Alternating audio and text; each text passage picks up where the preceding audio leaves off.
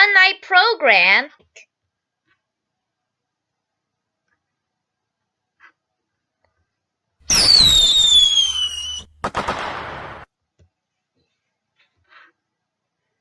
So this is a very basic 2D firework where these lines come out in the shape of a circle.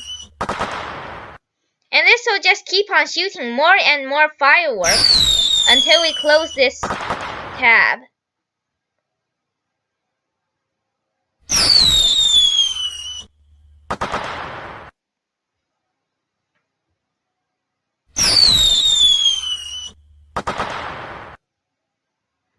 Now, let's have a look at my other program where the 2D fireworks are a bit more realistic.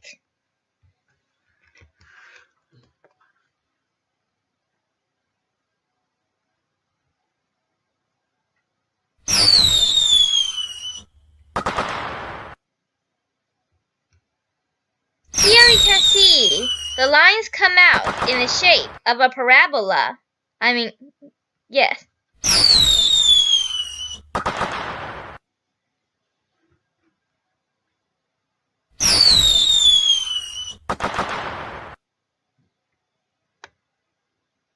Now, let's just have a quick look at our other fireworks.